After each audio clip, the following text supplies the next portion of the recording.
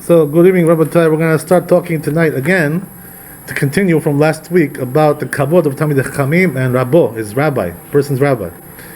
So, we only got about, let's say, 10% of the material done, or whatever, 20%, whatever it is. So we still have a lot more to cover. Let's see what we can do tonight. I wanted to just show you one thing that it says in Pirkei Avot, first of all, right, before we get to the main menu. A little bit appetizer I give you over here, right? That's the idea. So what does it say over here? In Pirkei Avot, in the second parak, it says like this. V'heve mitchamen keneged oran shel chachamim. It says, right? What does that mean? Warm yourself up to the light of the chachamim.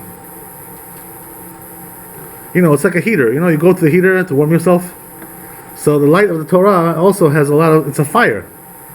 You know, so if you want to get heated up, you go to the light of the chachamim. That's the idea. That's what it says. So what is it? It's an allegory, right? It's kind of telling you that the light of the Torah is found with the chachamim. So therefore, if you want to get the Torah, if you're interested in that, then you should be interested because you're obligated, right? So therefore, who should you go to? Go to the chachamim. Don't just hang around by yourself. The light of the Torah is not going to come to you by yourself. You have to go to the chachamim, right? So that's the idea. So it recommends to you to go to them, warm up. In other words, to warm up, when you go to a fire, right? Let's say you go to a bonfire. So you go and you warm up. You have to get relatively close to it, otherwise you won't get any warmth, right? So same thing with the chacham. You have to get relatively close to the chacham, not too far away. You know what I mean? So that's the idea. In order to learn from him, and then it says, Avav. And on the other hand, right, it gives you over here a warning. Manufacturer's warning. Be careful. What does that mean? What does it say? Like, be careful from literally, I'll tell you the words. Right? What does it mean? Be careful from their coals. You shouldn't get burned. Don't get charred by them. Be careful not to make them get angry. Yeah, we're going to talk about that. What that means, right? That's the idea. Be careful from there. What does that mean? Why is it using this language of coals? This kind of thing. What the rabbi's a coal? What is he? What does it have to do with it, right? Well, he's a barbecue, the rabbi? What is he? Why is he using the language of coals? Because the answer is that the Torah that he has it's a fire. You know what I mean? So what does that mean? You have to watch out. There's a fire going on with this guy. He's on fire, this guy.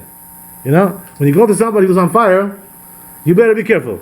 Don't get too close, and you have to go with caution, Just like when you have a fire, everything is with caution. Also with a chacham, you have to go with caution. That's the idea. This is what it's telling you, right? So let's go on and see what else it tells you. Shelot tikaveh, it's telling you, right? What does that mean? If you're not going to be careful, what's going to be is you're going to get burnt. That's what it says. Shenishichatan neshichat shual. So it describes to you why that is. So it tells you because the bite of the chacham, his bite, he's going to bite you. Right? It's like the bite of the fox. The bite of a fox.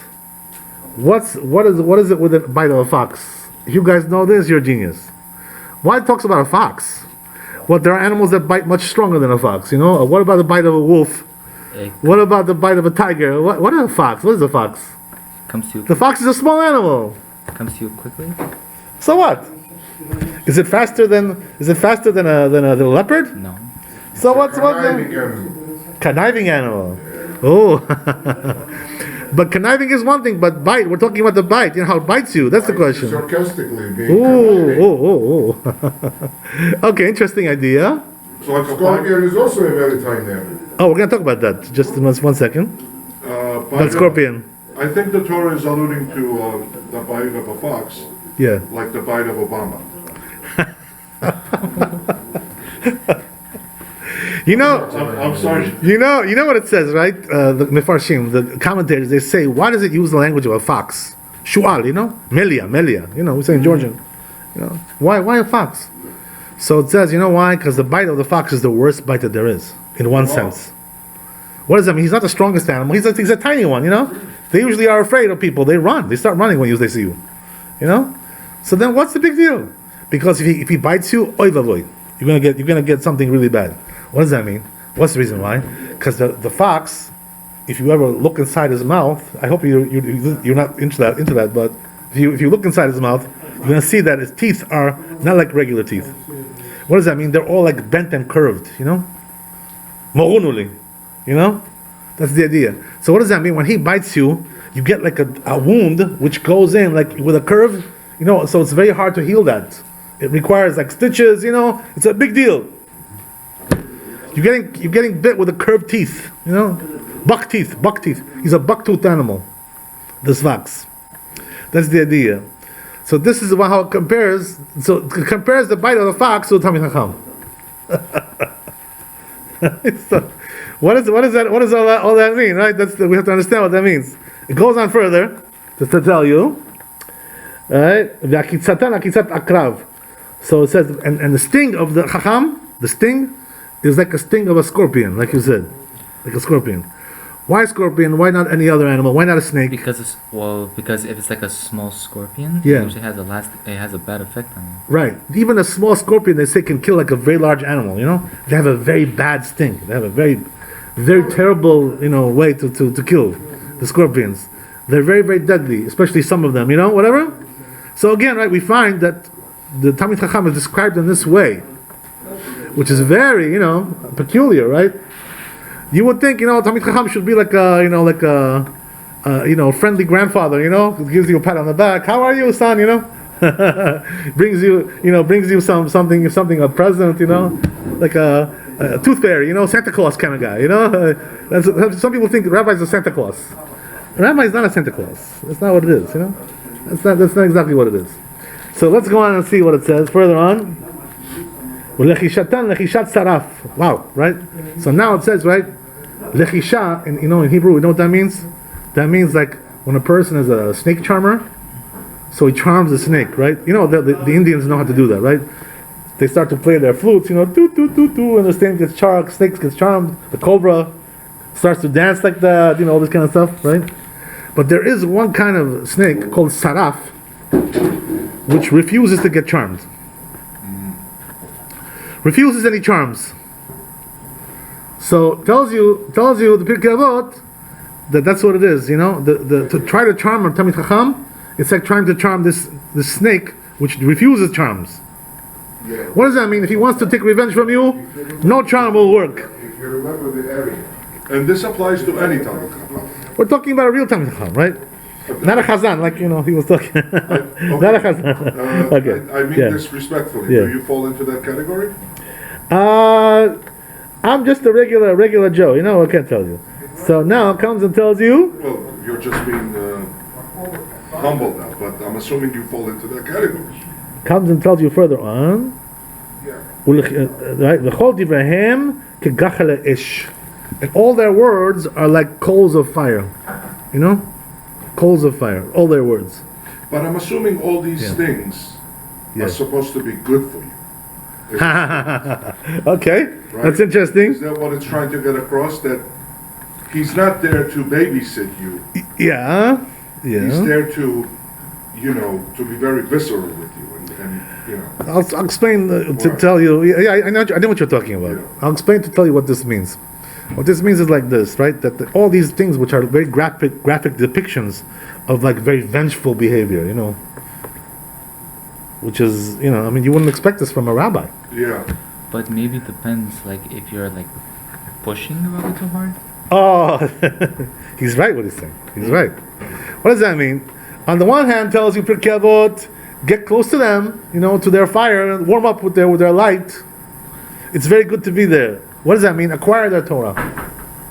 You know, listen to their Torah, because they'll set you straight, and everything will be straight with them. You know, so you get the light of the Torah from them. That's one thing. But don't start being a wise aleck, you know, with the rabbis. You know what I mean? What does that mean? Making silly, you know, comments, you know, chiding, you know, all kinds of stuff, you know. You know, making like a joke out of the class, you know what I mean? I see. You know what I mean? Like, you know how it is, right? Those kids in the schools, you know how they are, right? They start, you know, joshing around, you know, making jokes, cutting this, all kinds of noises, all kinds of poo, you know, all kinds of mockery, you know how it is, right? So once you start getting on the rabbi's case like that, and you start to act like that, so what happens is that now the Talmid Chacham turns out to be a very vengeful right? Vengeful creature, right? Vengeful creation. What does that mean? That he has the power to punish you. You know, if you don't behave properly. Don't play games with these chachamim. Don't play games with them. What does that mean? If he bites you, he'll bite you really, really, really hard. You know, like it's going to be a bite which is going to be very hard to heal. One question. Yeah. How doesn't the Torah say not to get vengeance? It's a good question what he's saying, right? Very good question. I'm going to have to answer that question. So, what is it telling you? And if he stings you, it's going to be a real bad sting, scorpion, you know, death, you know, deadly, something deadly. And if it's going to be charming of a snake, you can't charm this guy. No, meaning what? There's no way to try to, like, you know, get out of it. Once you got him angry, you know, there's no more going back. That's the idea. Rabbi, I think this is like the opposite of Yehavta Kamocha. Very good. It's a good question. All these things you're asking. We have to talk about that. We have to talk about that. Remind me to discuss these things. Don't let me go without the. Okay. So it's telling you, right, all these things, because what does that mean? Their words are like fire. What does that mean? If they say something, but you making them angry, sometimes they can burn you really bad. That's the idea. You can get burnt really, really bad. You gotta watch out.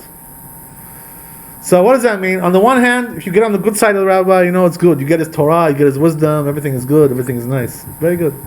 But if you start to make problems and this and that, all kinds of games, playing games with the rabbis, very bad idea. Because you're gonna get really, really, really, right? So why is this? What's the reason why this happens? So the reason is because the rabbis, you know, the main element of the Talmid Chacham is what? That he's full of Torah. You know what I mean? He's full of Torah. So what is Torah? It says, right, that what? The Torah is ash, Torah is fire. You know, the words of Torah are fire. So what does that mean? When you anger somebody who's full of Torah, he can burn you with the Torah. What does that mean? He can judge you.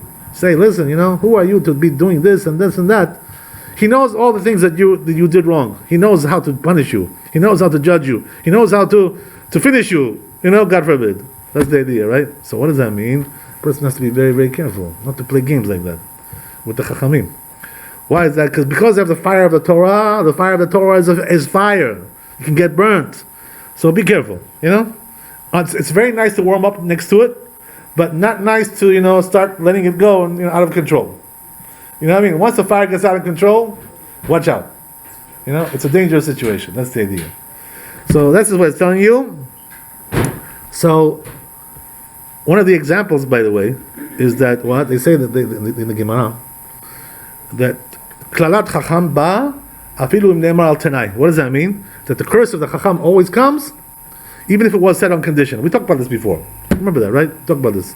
Even if you said on condition, you fulfill the condition, nevertheless the curse comes anyway. No matter what happens, it comes. So you remember that you mentioned when we talked about this, one thing you mentioned, right? You mentioned this whole Kennedy thing. Do you remember that? This Kennedy, the family got cursed and all this, right? Oh yeah. So afterwards, what I did was, once you mentioned that, I looked up this whole thing just to remember, because I remember hearing something about it. Yeah. So I'll tell you what the story is. Stories like this, right? From the recollection of the people, it goes like this. This guy, Joe Kennedy, who was the father of the president, he was the ambassador to the UN from America. That's what he was at that time. This was during World War II, during the Holocaust. Right? He was the ambassador to the UN. So what happened was that there was one big chacham at that time in America, one big rabbi. His name was Rabbi Aaron Cutler. You know who that is? Yeah, I know. He was the Rosh Yeshiva of Lakewood. Yeah. Right? Very big chacham. He was one of the biggest chachamim that ever lived in America. Big chacham. So what happened was that Rabbi Aaron Cutler, somebody got word from somebody that there was a ship coming from Europe with refugees, Jewish refugees that escaped the Holocaust. You know what I mean? They were looking to come to America and to dock, to be saved, to save their lives. You understand? This is what happened. So what happened was that they told the rabbi, they said, Rabbi, can you go and ask, the people in the government maybe to, help us to get them accepted. They should be, processed and welcomed into the country. They shouldn't be sent back, because if you send them back, they'll be killed. they'll get them. That's what happened, right? So what happens is that Rabbi Cutler goes to Joe Kennedy, right? Who was the ambassador at the UN. Yeah. He goes over there, and he speaks to him. He tells him, he says, listen, can you help me out? I got Jews coming over. If they have to be sent back, they're all going to die. So they say, right, Joe Kennedy was a very mean man. He was a very, very nasty guy. Yeah, scumbag. So what happened was that he not only he refused to help him, but he also yelled at him. Gave him like a big reprimand. Like a big. This is what happened. So he embarrassed him. He disgraced him. So what happened was that once this rabbi, heard what he said to him, so he cursed him. He put a curse on him, on Joe Kennedy. He said that, your children, your descendants are going to die all like strange deaths, just like those people had to die, strange deaths. Your descendants are all going to be like that. So they say that after that, he himself also got sick and became debilitated, and many of his descendants died, like 9 of them, whatever. Died young. Wait, the rabbi cursed him? The rabbi cursed him, yeah, because he refused to take those refugees. So they had to go back to Europe, and they were killed over there. They were all killed. They all perished. Can you imagine? So he killed them. He cursed them because of this. So this is exactly what we're saying. You understand? You have to be careful. Don't get on the rabbi's case like that. To do such a thing like this. You do it in front of a chacham. He's not going to tolerate such immorality like that. He's going to curse you for sure.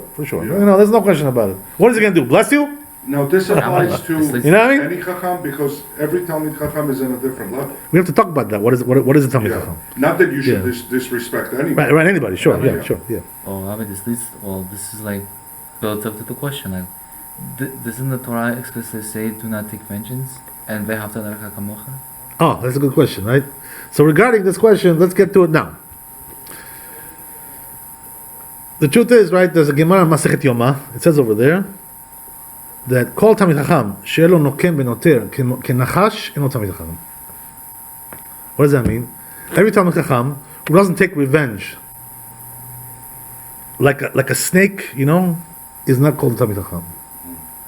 Oh, because he's basically disrespecting the Torah. And if you don't show respect to the Torah, then it's like you're agreeing with what he's saying. You're getting close. That's very good. So what does that mean? What that means is that a Chacham has to take revenge sometimes. What does that mean? If his kavod, if his honor was degraded in public, especially, in a public forum, something like this, and they embarrassed him, they disgraced him like that, he's not allowed to forgive that person for doing that. He has to bear a grudge on him until he gets punished. That's what it says in the. So sometimes. So what does that mean? The Gemara asked your question over there. He asked that question exactly of your question. The question is, what about the fact that it says don't take revenge? And the Torah says don't take revenge. Lo timkom, lo timtor. That's what it says, right? So how can a chacham take revenge?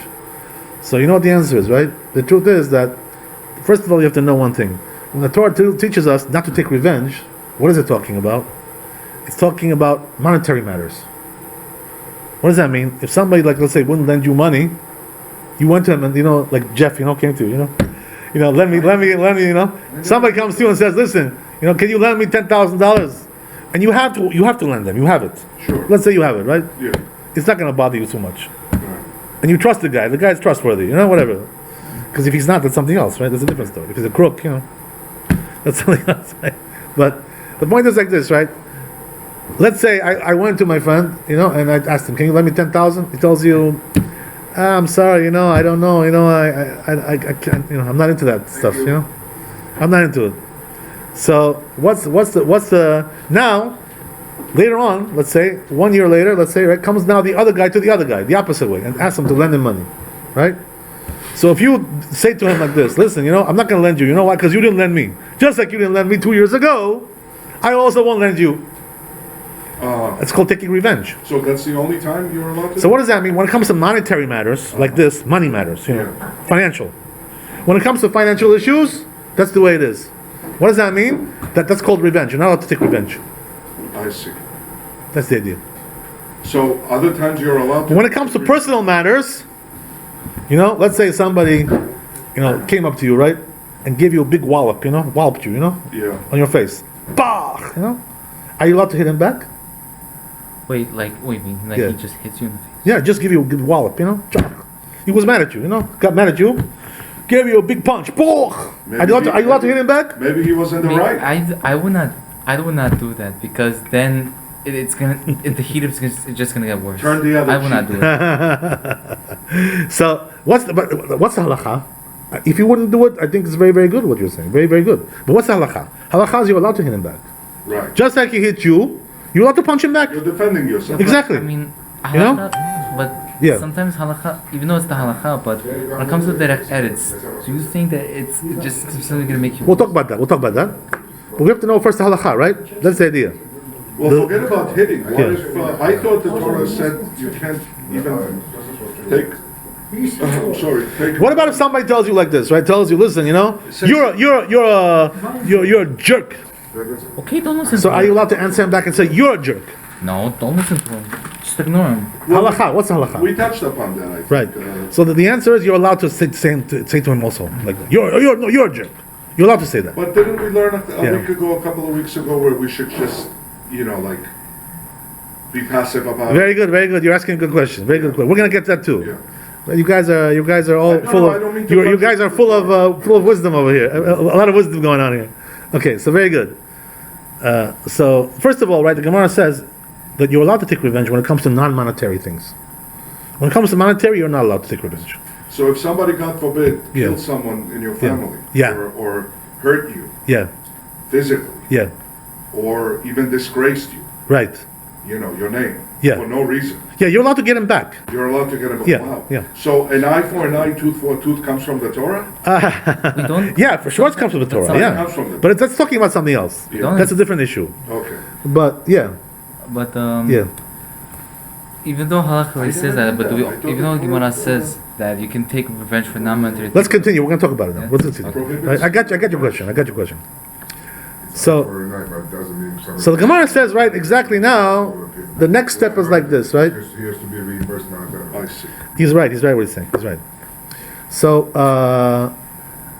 but Gemara asks another question over there. You know the question is, right? Says the Gemara, but wait a second, You're right. Technically speaking, he's allowed to take revenge. When it comes to non-monetary things, you're allowed to take revenge.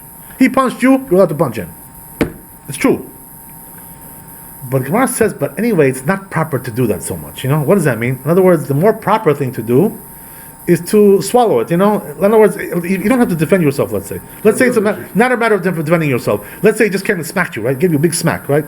Now, technically speaking, you could smack him back if you want. But a good man, right, who's really righteous, big tzaddik, he won't smack him back. He'll Right. say, you know what? Let me just absorb that. Like I'll just take it. Let's stop. Buck stops here. That's it. Yeah. So you can go either way. So yeah, but the Gemara says that isn't it more proper to be like that, to absorb it? That's the question, right? It's up to you. So, I mean, so the answer is yes, it is proper. There is a teaching like that we have in the Gemara that it's more proper to absorb it if you don't need to take revenge. There's no reason. So that part doesn't come from the 5 books of Moses? What does that mean? That it's okay to be passive about it? Or There are verses in the Bible. Yeah, it's coming from the verses in the Bible. Yes, Yeah. yes. You ever heard the saying, turn the other cheek? sure. That's what Yeah. So this is something else. It's a different religion. That's a different Yeah, religion. that's a different religion. But anyway, the point is like this, right? We just said be passive, so that means turn the other cheek. Right, but that expression is, Yeah. it's from the church, whatever. That's it. Okay, so anyway, right? So now, what am I telling you? The Gemara says, but wait a second. So then, if that's the case, that it's better not to absorb it, then why should the Chacham be so vengeful like that? That's the question of the Gemara. So maybe that the guy is insulting the Torah, whatever the Torah says, what the Talmid Chachamim say. Maybe that could be different. Good man. God Well, bless the you. rabbi is connected to the Torah. So, I mean, when you're disrespecting and... So it says the Gemara that when you insult the Talmid Chacham, you're not insulting him personally. You're insulting his Torah, Right. and this is the problem. Understand? When you insult somebody like that, you're insulting the God who gave him the Torah. That's the idea, and this is the reason why it's not allowed to do that. So therefore, a Talmid Chacham, in a case like that, let's say they insulted him in public like that, denigrated him in public, in front of people, he's not allowed to forgive that person until he apologizes. That's the Tshuva. Yeah, that's tshuva. Yeah, he's not allowed to forgive him. So the question is, why not to forgive him? Because he should wait till he gets punished for that. That's what it says in the Gemara. Wait till he gets punished. because he cannot forgive something like that. This is the honor of God. It's not the honor of a person. We cannot forgive on something like that. If a Chacham forgives like that, in a case like that where he was offended in public, what's the halacha? He's considered to be a sinner. You understand? Where do we see that? The Gemara brings a story about that, right? Where is the story? Go down. In the Gemara, Masechet Yomah, brings the Gemara over there, a story from Shaul. Right? Everything is from the Bible, David. Yes. So everything comes from there. Brings a story from Shaul. What happened with Shaul? Shaul, I'm sorry, what were you saying? Shaul, actually not. I don't know. Shaul, when he was inaugurated to be the king, so what happened was that he was a very shy guy, Shaul, he was a shy boy. So they say that whoever's from Shevet Binyamin, they're shy people, very bashful. So he was also bashful. So what happened was that Shaul, on that first day that he was anointed to be king, he was elected to be king, what happened was that people came and insulted him, like in public over there. They said, who is this guy to save us, this young punk? Who is this guy? What are you kidding me? Putting somebody like this to be a king? Who is this guy? Young little boy, teenager, who is this guy? What is Be nice, let's see that he is everything. Exactly. So what happened was that Shaul at that point, right, what did he do? In the end, once he established himself as a king, he had a battle to do. He fought a battle. He fought a battle against the Perishtim and he won the war. So after he won the battle, what happened was that they came to him, the people, and they said, you know what, those people who insulted you when you were coronated, they should be punished, punish them. Whoever insults a king is liable to death. People came, Yeah. You have to you got to punish them. They insulted you in public. You mean in our religion? We're talking about Shaul. Shaul HaMelech, the king Shaul. So it's a story from the Bible. So Jews will put you to death if you insult the king in public, you're liable to death. Yeah, for sure, no question about it. What's the question? Not like Trump, you can insult him day and night. Tweet against them. Put tweets. If you do one tweet like that, that's it. You're gone. Finished. Right? That's it. We have freedom of speech here. Right. We hear, but in Israel we don't have. Right. In the Jewish religion, we don't have freedom of speech like that to insult the king. So what happens is like this, right? Shaul comes and hears them, and tells them, you know what? He says, nobody's going to be killed today. We won a war today. We won the battle. Nobody's going to be killed. Nobody's going to be put to death. So they say the Chazal that this was a big mistake what he did. He forgave them like that. He should not have forgiven them. Why is that? Because the Talmid Chacham, Shaul was a Talmid Chacham. So Talmid Chacham who's insulted in public like that is not allowed to forgive. So the Gemara learns from there that he's not allowed to forgive. Right? And this is the reason why we see in Pirkei Avot all these graphic depictions of the Chacham. He bites you, he stings you, he burns you with his fire. Why? Because he's not allowed to forgive you if you insult him in public like that, until you get punished. On the other hand, by the way, if he does it in private though, let's say you're just talking like a personal conversation, you and me, this and that, you and me. If he gets out of hand, the guy, so the rabbi should try to forgive him.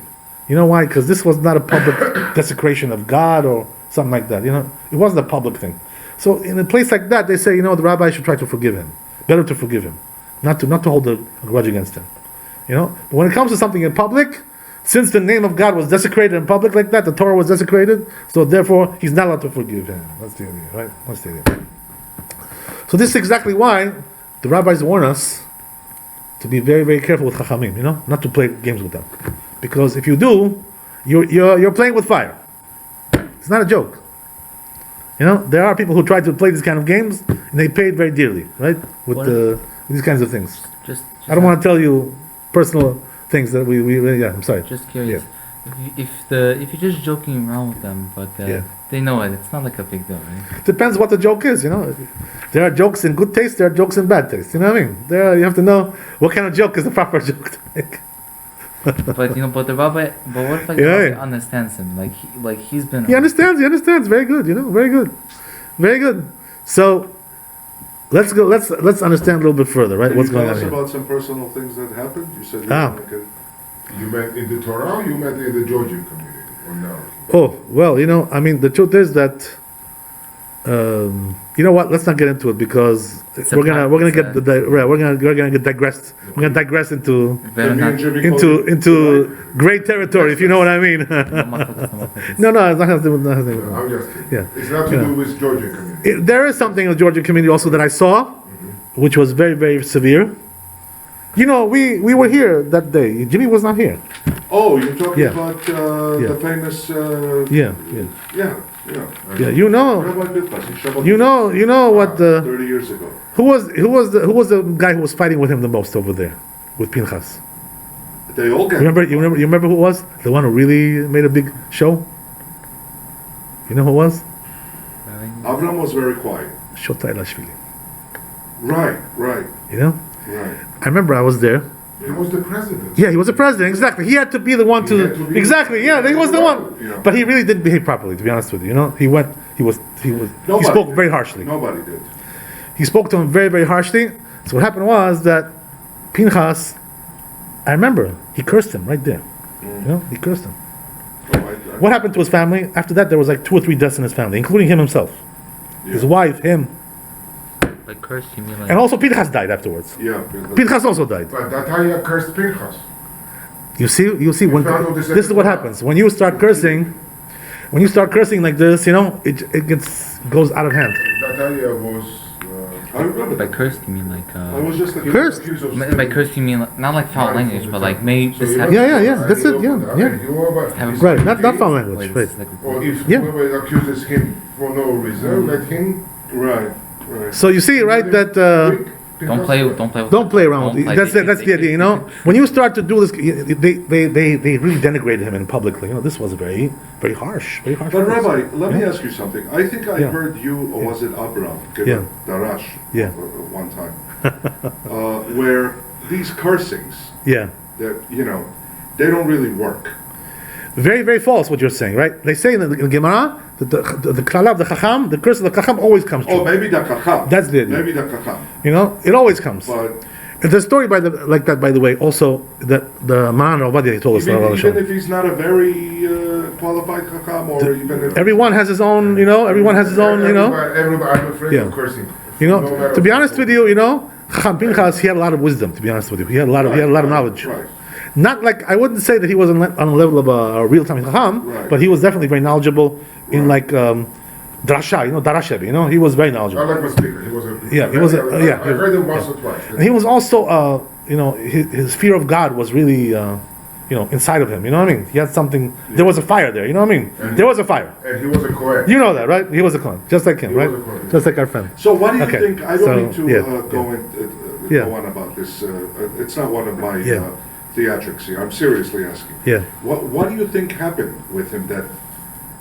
Because he behaved improperly. It's not for now. It's not for now. No, but it's not for now. we know that Politics. he- Again, politics. We'll talk about that later. What- Get back to what we said. Exactly. What do you think So compels I'll him tell you, to do this? David. That's not our topic. Rabbi. I heard that he just wanted some small position, maybe. Doesn't matter. Also, To support Forget his about it. family. Jimmy, Not Jimmy. necessarily Okay, to... okay. let's shut it down. Yes, sir. We're not here to do politics. Let's go. I know, Okay, but now- I like gossip. That's later. That's later. When we're off the line. Right. Exactly. So now, right, as we said, this was the issue. There was also Man Ovadia he told us also a very similar story to that. You know, this is talking about a real chacham. You know what I mean? What happened? They say that when the second temple was being rebuilt, so who was the leader of the Jewish people at that time? Ezra Sofer. You know, he was also Kohen. Again, right? Ezra Sofer was a Kohen. So what happened was that Ezra was going around all over the world, traveling around, asking the Jews who were in the diaspora to come back and rejoin the temple building. A lot of them didn't want to come back. They were not interested. They said, listen, we're very comfortable where we are. No, thank you very much, but we'll see you next time, you know? We'll catch you on the next train.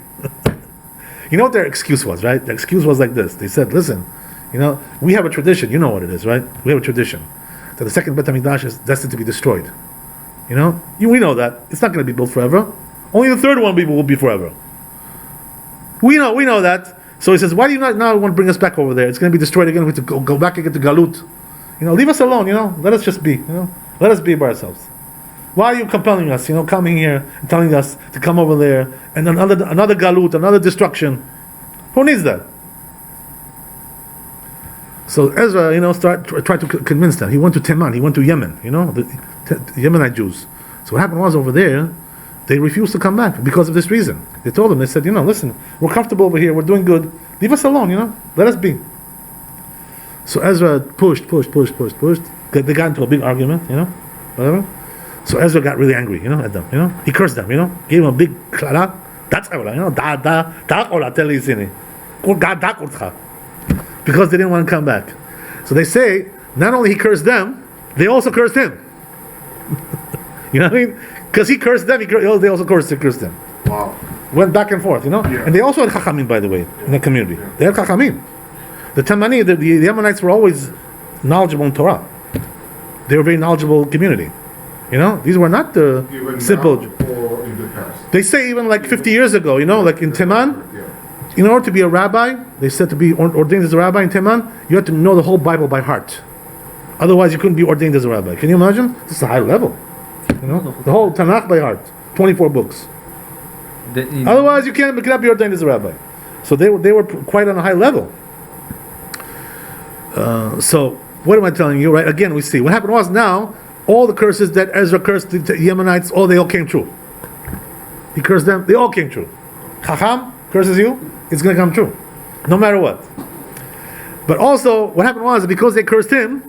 So what happened was that as he was going back to travel, back to Israel, he also died. Wait, so both sides like that. Can you imagine? So you see, right again, same thing, right? When you get into curses like this, Chachamim, be careful. Don't play games with Chachamim. Wait. Don't play games with them. Don't play around with them. I have a question, Don't anger a Chacham, because if you do, this is what happens, right? This is exactly what the precursor was talking about. So now, why am I telling you all this? Because we have to understand, right? You got to be careful. There are rules for everything. If you wanna guard yourself, don't play around with rabbis. You know what I mean? So now, I'm sorry. What's your question? How could Ezra die from a curse? I mean, There was Chachamim also over there. Wasn't Ezra bigger? Doesn't matter. Doesn't matter. Chacham is Chacham. But it's if you're gonna say if Tamid Chacham and Gadol Ador, who will be big? Gadol Ador, obviously, because doesn't make any difference. So there's a story like this, right? Brought down. They say that David also, right? David, there was one time a flood that occurred. It's a whole story there, right? We talked about it one time. There was a flood. So what happened was that David knew that there was the name of God. You could put it inside the flood, and it would stop the flood. He didn't know what it was, so he asked people. He called out and he said, "Whoever knows this name, let him come and tell me now. We'll write it on the parchment. We'll throw it in there. The flood will stop." So what happened was that there was one guy over there who knew about this. Who was that? Right? It was Achitophel. Achitophel knew. He was a big chacham. So what happened was that he didn't come and tell him. So David this time he got angry. He says, "What is this? Listen, we're all going to die over here. It's like we're going to die in a flood. This is not a joke." So he said, "Whoever doesn't come to tell me," he says, he should be strangled to death. So what happened was that then Achitophel, once he heard the curse, he came and he told him. He was afraid. He didn't want to get a curse. But the problem was that even just the fact that he said the curse, even though it was said on condition, nevertheless it came true. You understand? That's the idea. So what happened to Achitophel? In the end, he choked to death. He's exactly right. That's what it says in the Gemara, right? We know the story. It's a whole story over there. I don't want to get too much into this. But again, right, we see the same thing. So we have to be very, very careful. We know what happened today in this generation with Rawadi al-Bashalman. How many those people he cursed? What happened to them? I don't want to get into it now. This is not the time for that. But a person has to be very, very careful. Even if he doesn't curse you, by the way, the fact that he's angry at you is also very bad. Even if he didn't say nothing, the fact that he didn't forgive you, very, very bad. So if you have a problem with some rabbi, some chacham, just go to him and make up, kiss and make up, that's it. That's it. Hakot say, Hakot say, Dakot say, that's it. Finish. Rabbi, That's enough. It's enough. That's the idea. It's very simple. You're giving this class tonight. Yeah. Because we've said something to you. No. That's how we're taking. You're good, David. You're good. I hope we haven't insulted. I hope so. But we have to protect ourselves. That's the idea. We have to know what we're dealing with. That's the idea. I also myself, I'm talking to myself. Can you imagine how many curses Rabbi gets put upon us? In that case. Okay, so we got the idea, right? This idea. So a person has to be very, very careful about that. Let's go on a little bit right into the Shulchan Aruch regarding these things. How does a person respect the rabbi? How does he honor? Right? One of the halachot, it says over here that if a person has a rabbi, that's his rabbi. His rabbi. You know what I mean? It's your rabbi. So he says, "Lo yistor davar." You shouldn't argue with him. Don't like contradict him. Don't do that if he was your rabbi. As we said last week, you're allowed to argue with him in halacha. That's something else. But that means if you're on the level to do that and you have sources, you have something to claim your source with. But just, to play games with him, argue, for no reason. Why to do this kind of thing? Are you allowed to ask him a question? For sure, yeah, why not? That's what a rabbi is for. If it's not for that, then what does he need a rabbi for? What do you need him for? Just to give him money, to give him a check, what is that for? Right? So comes and tells you another thing, which is very important, right, to understand also. The chayav la'amod bipanav. Person is also obligated to stand before the chacham. To stand up. There are mistakes, by the way, that people make when it comes to this halacha. There are several things that are mistaken. First of all, number one, we have to understand one thing, right? What kind of chacham are we talking about? That a person is obligated to stand like that in front of him, When you see him, you got to stand up. What kind of chacham are we talking about? Who is that called that kind of chacham? Abraham. Right? We have an argument about that, me and Jimmy, He says chacham, I say chazan, It's always I'm just being funny. Okay, so what are we talking about? What kind of chacham are we talking about? You have to know what we're talking about. So the truth is, right, that the real chacham it says in the poskim, in the Talmud also, right, talks about this. What's a real chacham? A person who knows halacha. This is considered to be a Talmid chacham. He knows the laws of God, the statutes of God, the law, right? That's the idea. A person who knows. So what does that mean? It could be a person who knows very well other things. Let's say he knows Bible, right? He knows Mishnayot. He knows Gemara. He learned Gemara. He learned Musar. Ethical works. Or even if he learned Kabbalah as well. Nevertheless, all these things don't make you into a mitacham chacham. Doesn't give you the dinner. So what that makes you? Halacha. This is the idea. When you say you have to get out in front of him, is this good enough? We're going to talk about that. Exactly. I want to address that, right? Exactly. That's what I want to address. That point, right? But just first to define what we're talking about, right? So the Chazon Ish says, by the way, he goes very strong with this. He says that the truth is, according to the Gemara, according to the Talmud, a person who doesn't know halacha, he has pretty much a din of Amaretz. He's considered to be Amaretz, even though he knows other things. We call him Amaretz, like ignorant person. He's ignorant. That's the idea, Doesn't know the Torah. That's not really called knowing the Torah. That's the idea. Very interesting idea, right? So the question is, how much halacha does he have to know? I mean, there is halacha and there's halacha. There's 10%, 20%, 50%, or 100%. And let's see, let's go all the way, right? You should know touch. You should know touches like everything, like including like Shabbat, Berachot, Tzit. Okay, let's wait a little bit, right? So how much does he have to really know? How much does he have to know in order to be considered the halacha? So the truth is, right, that according to the original halacha that was taught by the Talmud, he has to know the majority of the halachot which are in the Talmud. If he knows like the majority of the halachot, he's considered to be Talmid Chacham. Over 50%. How many halachot do we have? 100,000 at least. No end to it, right? End? No beginning, no end. Yeah. No beginning, no end. But there is like a body of halacha which is called the Shulchan Aruch, right? Rambam, So if you know that stuff, that you're in, you're in. So, but you have to also know the depths of it as well, the reasons. So now the idea is like this, right? Interesting. But comes the Bet Yosef, Maran Bet Yosef, the author of the Shulchan Aruch. He says in Bet Yosef that every generation has its own standard, though. What does that mean? Because the generations are always going down, basically, degrading, going down, degradation. It's going down, until, right, Mashiach comes, it's going to start rising then. But until, the curve now is the downward curve, basically, and then it's going to be upward curve. Mashiach ben Yosef first. Yeah. During that time, it's going to start to elevate. Even a little bit before that. Yeah, like we see today, Today the knowledge is going up. In Israel, there's big scholars now, Big, there are 12-year-old kids over there who know more than rabbis over here. That's the way it is. Yeah, I'm serious. They can learn Talmud like, they swim in Talmud like, Tzuralben, Yeah, but forget about it. They're geniuses, Gaon Biaria. It was basically like the crown of Torah. Like the inheritance, like Torah is there. Okay, whatever. So what are we saying? That comes Man Bet Yosef. It says it all depends on the generation. What does that mean? In that generation, if it's considered to be a Talmid Chacham, this person, even though in the times of the Talmud he would not be considered a Talmid Chacham because he didn't know that much, But if in his generation he's considered to be Talmid Chacham, that's considered to be Talmid Chacham, because in that generation he's on that par. He's on par. Every generation has its own standard. So what today is considered to be Talmid Chacham, right? To know, right? If he knows the practical halachot that we need to know for our lives. He knows all that stuff, more or less, right? He's got all the bases covered. He's considered to be Talmid Chacham. What does that mean? You ask him about tzitzit, he knows. You ask him about tefillin, he knows the halacha. You ask him about Shabbat, he knows. You ask him about Yom Tov, he knows. You ask him about all the practical things, marriage laws, divorce laws, all kinds of things like this, right? Choshen Mishpat, neighbors, laws of neighbors, all kinds of things. He knows all these things more or less, right? He's got it in his pocket. So a person like that is considered to be Talmid Chacham. So therefore, if you see a person who's a posek like that, that's called a posek. What's a posek? A person who knows how to answer you whatever you ask him, basically. Any question in halakha, more or less, he can answer you, or he'll tell you on the spot, or you look it up and research it and answer you. He knows where to look it up. He knows where exactly. He knows how to look it up and decide. Oh, that's considered to be Talmid Chacham in our generation. This kind of any question you ask him, practical issues.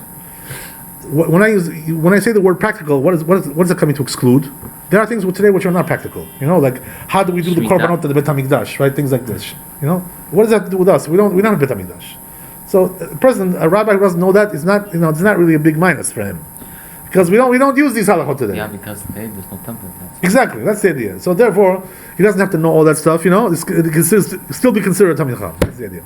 So now, right, to understand. So if you see a person like that who's like a posek, basically, somebody who answers questions on halakha, that's a profession. This is really a Talmid Chacham, So what does that mean? If you see a person like that, what's halakha? If he's your rabbi, your personal rabbi, you have to stand up for him as soon as you see him, even if he's like far away. Let's say he's like, 100 meters away from you, a football field, and you see him, you still have to stand. That's the idea, right? But if he's not your rabbi, he's just a Talmid Chacham in general, so then you have to stand for him when it comes to your Arba Amot, 2 meters, right? With 2 meters of you got to stand up.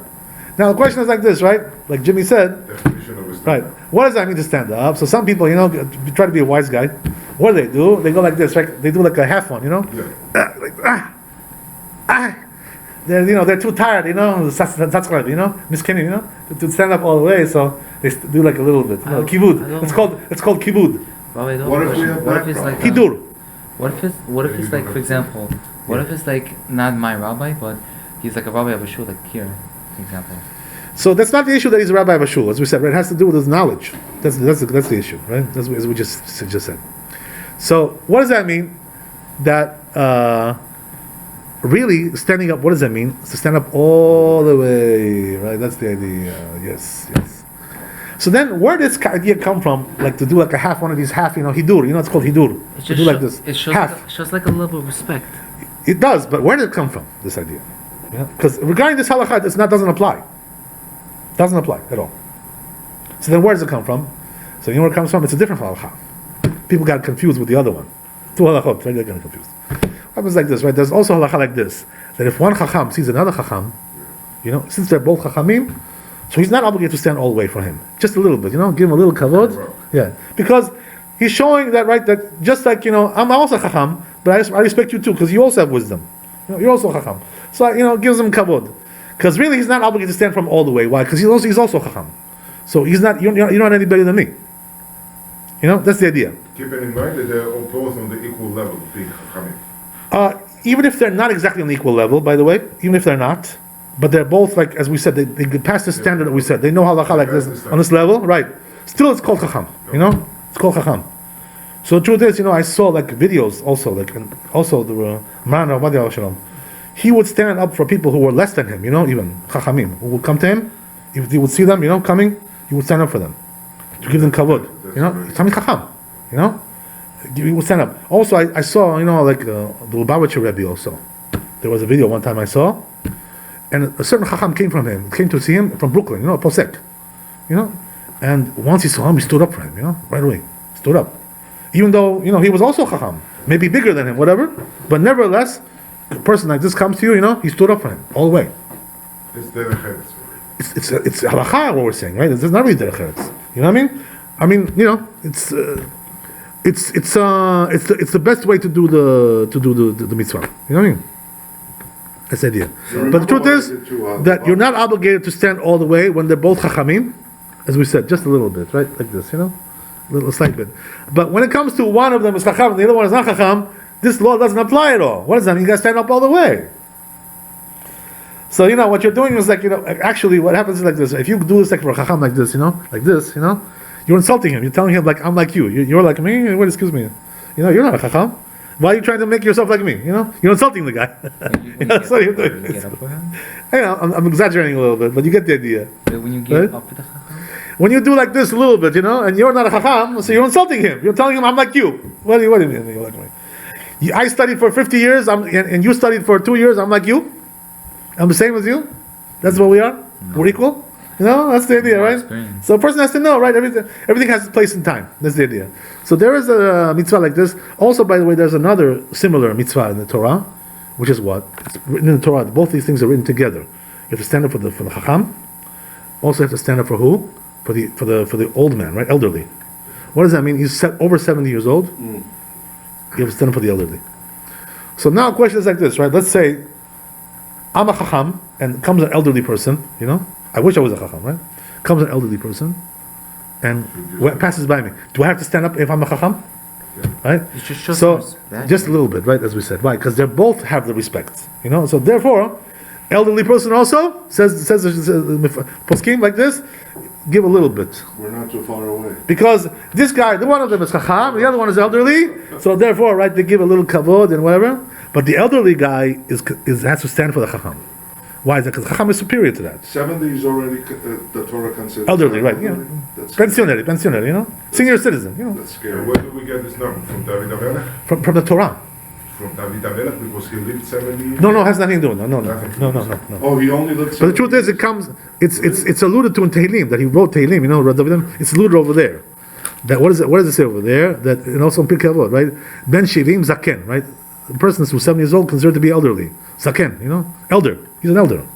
That's the idea. There's also another opinion, by the way, the Arizal, who says 60. But this is according to Kabbalah, more, whatever. According to Halakha, it's 70. That's the way it is. 60 is very scary.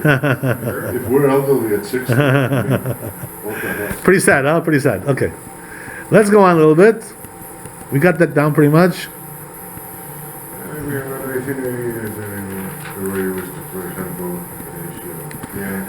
Another interesting halakha brings down over here in Shulchan Aruch is like this: that a person really should do all kinds of things if he wants to, give kavod to his rabbi. Do him all kinds of favors, do this for him, whatever he needs, like he does for his father, As we said, right, he's obligated to honor him, the rabbi, more than the father. So therefore, he should do all the things that he does for his father as well, more or less like that kind of thing. So we see from here also another halakha which comes out of this, right? Since the person is obligated to do that, to honor his rabbi like that, if he's able to do it or whatever, he has a chance to do it. So says the Shulchan Aruch something amazing, right? Something interesting. That if a rabbi prevents his talmid, for his disciple, from honoring him like that, he's doing him a very big disservice. Wait a minute. Saying that if the rabbi prevents his talmid from honoring him, he's doing a big disservice like that to his talmid. Why not? What if, let's say that? What if you're standing up for your rabbi and says that? No. I'm not talking about standing up. I'm talking about helping him. Oh, helping him. Yeah. Oh, okay. In some way, right? Some way, some fashion. Whatever. You give him a ride home. You whatever it is, right? You buy him some food. You buy him some dinner. Whatever. You did something. You helped him out with something. Whatever it is, right? That's the idea. So, what? So that would be like the sin on like who? So says Shulchan Aruch that if the rabbi doesn't allow his talmid to do this for him, he's causing his talmid a very bad thing. What does that mean? Because by doing this for him, he's allowing him to get zechut, madleb, to get close to the Torah, to get more wisdom, and you're preventing this from him. Why are you doing it? It's very cruel to do that. So what is it coming to tell you, right? That because the rabbi, sometimes has an idea in his head. What is this, right?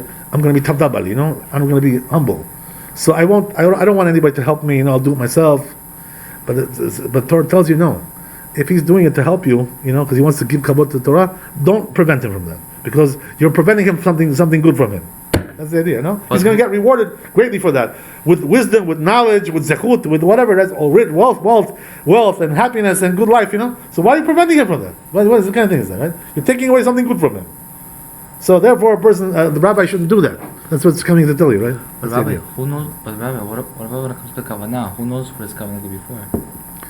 I'm sorry. What's the question? Like the kavanah wise, like maybe like to say like the student or anybody. Listen, still, whatever you do, the kavanah, Hashem knows the kavanah, but nevertheless, whatever you do is considered to be something worthwhile, yeah. There are different levels, as you said, depending on your kavanah, depending on your intention. Another interesting idea, right, brings over here the Shulchan Aruch. En cholkin kavod l'tamid chacham b'fnei rabo. Very interesting idea, right? Which is what? Let's say you have your rabbi, right? And let's say he's giving a lecture, in the shul, and comes in a different rabbi. And this rabbi is a talmid of your rabbi. The one that came in. Right, he's a talmid. You should stand up because right? he's the one that. Wait, don't be such a hurry. So what's the halacha in a case like this, right? You're not allowed to give him kavod, this talmid. What does that mean? If he comes into the room, don't stand for him. Us, the listeners. Right, yeah, everybody else was there. What's the reason? Why? Because since the rabbi is not giving him kavod, because he's his talmid, he's not going to stand for him, right? You don't stand for your talmid, your disciple, you don't stand for that. So since he's not doing it, you also should not do it. Why? Because if you do it, that means you're giving it you're disgracing the rabbi a little bit. You know what I mean? Right, exactly. You're lowering his kavod for this guy who's a talmid, is a disciple. So this is the reason why a person has to know, right, these things. This actually happened to us several times in Israel. What happened was that we were sitting and listening to the lecture of Maran, Rav Ovadia Shalom. So what happened was that his son, one of his disciples would walk in, either his son or another disciple. Right? He had many disciples. We were all his disciples, basically, right? But whatever. All of Israel, we were disciples of him. So what happened was that when he would walk in, one of the talmidim, and would sit there, I personally would not get up. Other people didn't know this halakha. They would get up. I told them, no, what are you getting up for? Sit down. Stay in your place. That's the idea, right? This is the way the halakha is. Just so you should know, right? That's the idea. Okay, whatever. Let's go on a little bit.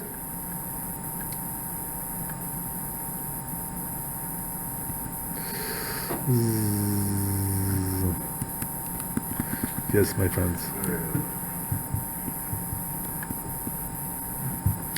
Another interesting halakha is like this, right? It says, "Keshiyamot Rabbo," when his rabbi dies, right? So what's his obligation regarding this? Does he have to mourn for him or what? So one thing that a person has to do when the rabbi dies is he has to do kriya, just like he does for his parents. He tears a shirt. He has to also tear the shirt for the rabbi as well. That's the idea, When Maran Rabbi Shalom died, he passed away. We tore our shirts. That's what we did.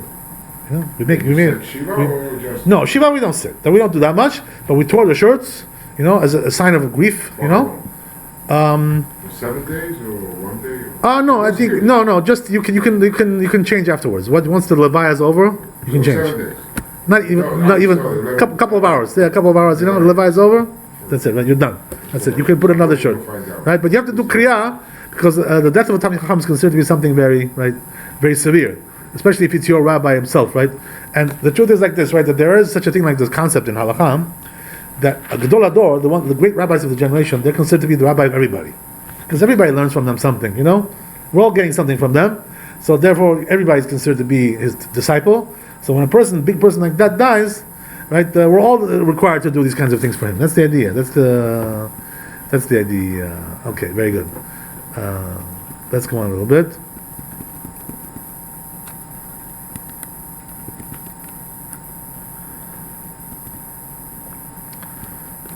So another interesting idea here is like this, right? That there's a difference between a person who's your rabbi and just a rabbi, a chacham, or it's your rabbi. When it's your rabbi, all these things that we mentioned, right, apply very strictly. But when it's a rabbi, all these things do not apply. What does that mean? There are certain things that are more lenient, as we said, right? One example is when it's a rabbi, not your rabbi, you don't have to stand up from when you see him all the way far away, just when he comes to your Arba Amot. So it's not the same thing, right? Also, all these things that we mentioned, you're not allowed to open a yeshiva in front of him, we mentioned last week. It doesn't apply to any rabbi. It applies to your rabbi. So the question is like this, right? What makes a person your rabbi? What gives him that status? You know what I mean? Does that mean in your payroll, you're paying him? Does that mean what makes him your rabbi? Because you ask him questions, or because he's the rabbi of your community? Does that make him your rabbi? What makes a person your rabbi? This is the question. Somebody you confide in, or that's the question. Yeah. So the truth is, right? This has a specific halakha by itself. Who is considered to be your rabbi? The person you learn the majority of your wisdom from, of your Torah. The majority you got from him, that's your rabbi. Right? So I can tell you right for sure that me personally, the majority of our wisdom came from Maran. Rabbi And Torah. He taught us everything. If he wouldn't have taught us all these things that we learned from him, we would be together today. We'd be today cab drivers, and we would be like caddies, and working in the field, mowing lawns. So that's what we would be. Well, we would be nothing. So that was our rabbi, in that sense that most of our wisdom, until this day, by the way, comes from him. You know what? Because we're still learning his Torah from his books. Who took over his place? Who can really take over? But his son, now is the chief rabbi. But nobody can really fill his shoes, completely. You know what I mean? He was something. Why his son is not as knowledgeable? He's very, very knowledgeable, but not on that level. His son wrote 30 books. And still he's not on his level. Can you imagine? He's a big chacham himself, but the rabbi was something unusual. What they say, right? They say about him, the big chachamim. They say once in 1,000 years somebody like that comes to the world. Right. He was very, very knowledgeable. Super, super, super knowledgeable.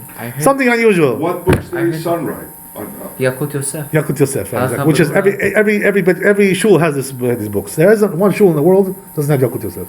What? What is it really? It's halakha. But we already know the halachot. It's in the Torah. But you have to update in the modern world. You have to update these things. You should know all aspects. It has to be updated every generation. I see. It's got to be right. That's the idea. So this is the story, Rabbatai. This is the idea. So a person has to know, right? There's his rabbi, who he got the majority of the wisdom from. That's called that's your rabbi. That's something else. You have to give him a special kavod, a person like that. As we said, all these things we mentioned. But when it comes to our rabbi, you have to give him some kavod, but not on that level like this. You can't open a yeshiva, to compete with him. You can't argue with him. You can't contradict his words. It doesn't apply to every rabbi. This kind of thing. It only applies to your rabbi. This is the idea. Very good. Very good. Okay, I guess we'll finish it up. And you guys I'm making you tired. We'll do one more. And we'll stop over there. This is a very important one, by the way, to know. Right? This comes from Pirkei Avot, by the way. This halakha is brought down also with Shulchan Aruch. What does it say in the Shulchan Aruch? Kol talmid chacham שדעותיו מכוונות אינו מדבר בפני מי שגדול ממנו בחוכמה אף על פי שלא למד ממנו כלום. Right? What does that mean? That means that any talmid chacham who's considered to be like, he has a decent head, a person who has logic in his head, he has sense, he has common sense. He will never talk anything, divrei Torah, in front of a rabbi who's bigger than him in Torah. Never will say nothing. Who's bigger than him? Right, in Torah. So what does that mean? That there is in the Torah, we have a certain, preferential treatment here. In the sense that, right, we always want, when you have a group of people, right, who should be the one who gives the divrei Torah? The one who knows the most in Torah. The biggest chacham over there, he should be the one. Why is that? Because we can learn more from him than we can learn from some, guy who's a half a rabbi, half-baked rabbi. What do I need to hear from you for? We have a big rabbi over here, So shut your mouth and let him speak. That's the idea. It's very simple. You don't have to be a big genius to understand that. We want to hear from the real rabbi. The big rabbi. So what does that mean? That a person who's not such a big rabbi like that guy, you should know. When you have a big person like that, shut your mouth and listen to him. They say, right? Why did Kadosh Baruch Hu? Why did he give us 2 ears and 1 mouth? You should be listening twice as much as you talk. You know what I mean? Mm-hmm. Yeah, 2 ears you got, right? He gave you a sign. Don't talk so much. Listen more. Why are you talking to them? Listen. When you have a big rabbi like this coming to your place, he came all the way from somewhere. So what are you gonna do now? You're gonna start talking in front of him? Well, shut your mouth. Let him talk. What are you bothering him for? What you have something to teach him? What do you have to teach him? He knows 1,000 times more than you. So what are you trying to be a wise guy for? This is the idea, So a person has to know that there's a hierarchy. in Torah. When you see a person who's bigger than you, shut your mouth and let him talk. A person who has common sense, he knows that this is the case. And he says right in the Shulchan Aruch another thing, right, which is what? That even though he didn't learn nothing from him, this rabbi, he didn't even learn one halakha from him. Still he has to do that. He's not his rabbi at all. He learned nothing from him. But still, you have to know. There's a hierarchy. This is the idea, right? Mm-hmm. I'll tell you a story, we'll finish with this, right? That regarding this halakha. So, one of the chief rabbis last 20 years in Israel was Rabbi Amar, Rabbi Shlomo Amar. Now he's the chief rabbi of Jerusalem. So he's also one of the Talmidim Maran. He's one of the Talmidim of Rabbi Adia. He was one of the Talmidim. The rabbi used to give him a lot of kavod because he's very wise. So what happened was that he told us a story. Rabbi Shlomo Amar one day came to speak with us over there in yeshiva. He was the chief rabbi at that time. So he told us a story. You know what he said?